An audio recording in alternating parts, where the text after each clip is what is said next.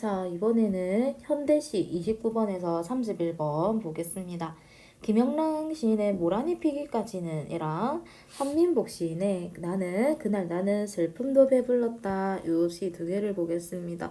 자, 일단 요 시도 문제에 대해서는 이제 보기가 있어요. 31번에 보기를 먼저 볼게요. 시에서 대비되는 정서나 태도, 이미지 제시될 때 화자가 처한 상황이나 대상에 대한 인식이 강조되는 효과가 있다. 그런데 상반되거나 이질적인 정서나 태도, 이미지들이 함께 나타날 때는 표면적으로 모순이 있는 것처럼 보이기도 한다. 그래서 하지만 시인은 모순적으로 보이는 것들을 통해서 표면적 진술 너머에 있는 보다 높은 차원의 인식을 보여준다 라고 했네요. 그러면 일단은 모순이 있는 이미지를 대비한 게 나올 거다 라는 정도는 생각해주면 좋을 것 같고요. 자, 가가 모란이 피기까지는 이거는 좀 유명한 시입니다. 여기서 이 모란 같은 모란을 이제 이 화자가 간절하게 기다리고 있는데 기다리다 보니까 소망이나 혹은 봄에 모란이 피니까 봄을 기다린다 이렇게도 되기도 합니다. 볼까요? 모란이 피기까지는 나는 아직 나의 봄을 기다리고 있을 테요 이러고 있어요. 피기까지 기다릴 거야. 그런데 모란이 뚝뚝 떨어져 버린 날 나는 비로소 봄을 여인 설움에 잠길 테요 이러고 있어요. 뭐뭐테요 해가지고 얘네는 운율 형성하는 효과입니다. 자, 기억하세요. 시에서 반복은 운율입니다. 자, 5월 어느 날 그 하루 무덥던 날이니까 초여름이에요. 초여름에는 얘가 모란이 떨어지는 거죠. 떨어져가지고 눈 꽃잎마저 시들어버리고는 천지의 모란은 자취도 없어지고 뻗쳐오르던 내 보람까지 무너졌어요. 모란이 지고 말면 그뿐 내 한 해는 다 가고 만대요. 자, 모란이 졌을 뿐인데 내 한 해가 다 갔다라고 말을 하고 있는 거거든요. 과장입니다. 과장법이고요. 360날 한양 섭섭해 옵니다. 모란이 지고 나면 난 울 거예요. 그리고 모란이 피기까지는 나는 아직 기둘리고 있을 테요. 찬란한 슬픔의 봄을 이랬는데 자, 여기서 도치입니다. 도치는 우리 일반적인 어순에 맞지 않게끔 말한 거예요. 원래라면 나는 찬란한 슬픔의 봄을 아직 기둘리고 있을 테요 이래야 된단 말이죠. 도치법 일어났고요. 그 다음에 찬란한 슬픔의 봄 주의해 주십시오. 역설입니다. 내신에서는 이거를 엮어가지고 역설이 사용된 다른 식구를 가져올 수 있어요. 예를 들어서 소리 없는 아우성 혹은 나는 님은 같지만은 나는 님을 보내지 아니하였습니다. 그 다음에 괴로웠던 사나이 행복한 예수 그리스도에게처럼 요렇게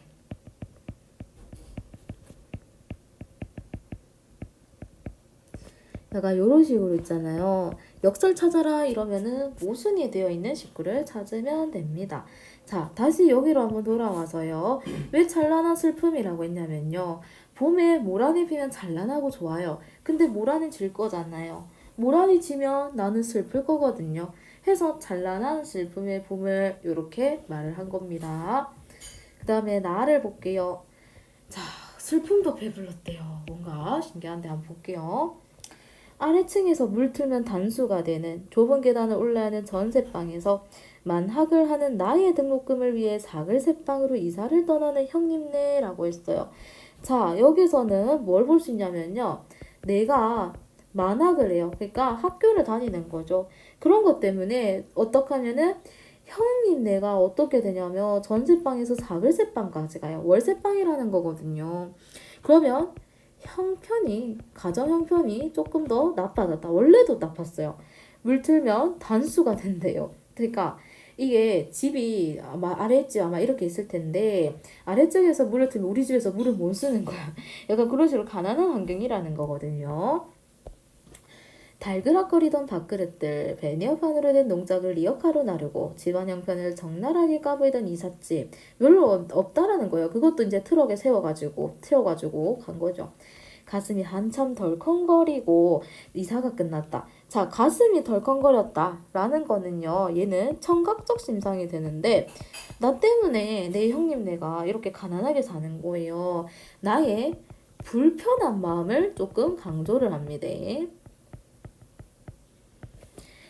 형은 시장 골목에서 자장면을 시켜주고 쉽게 정리될 살림살이를 정리하러 갔다. 나는 전날 친구들과 깡소주를 마신 대가로 냉수 한 대접으로 조갈증을 풀면서 자장면을 앞에 놓고 이상한 중국집 젊은 부부를 봤는데요. 바쁜 점심시간 맞춰 잠자준 아기를 고마워하며 젊은 부부는 밀가루 그 연약한 반죽으로 튼튼한 미래래요. 자, 연약한 반죽으로 튼튼한 미래니까 야가 대조가 일어났고요. 여기서는요. 명랑하게 전화를 받고 서둘러 배달을 나갔다. 자, 연약한 반죽을 만들면서 미래를 꿈꾼다라는 거니까 여기서는 뭐를 볼 수 있는 거냐면요. 희망을 잃지 않는 부부의 삶입니다. 희망을 잃지 않고 열심히 사는 거죠. 잃지 않는 부부의 삶 강조. 배달 나갔어요. 나는 그 모습이 눈물처럼 아름답다라는 거는요. 이렇게 희망을 가지고 노력하는 게 좋다. 좋게 보는 거죠. 긍정적으로 보는 겁니다. 물배가 부른데도 자장면을 남기기 미안해서 마지막 몇 발까지 다 먹고 나니 더불어 가게 배가 불렀다. 살아간다는 게. 그날 나는 슬픔도 배불렀다. 무슨 말이냐면요. 그날 슬픔 속에서 아름다움을 발견한 시간입니다.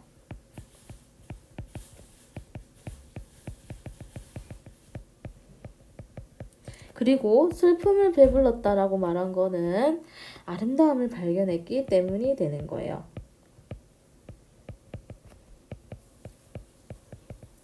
자, 그러면 29번 문제부터 보겠습니다.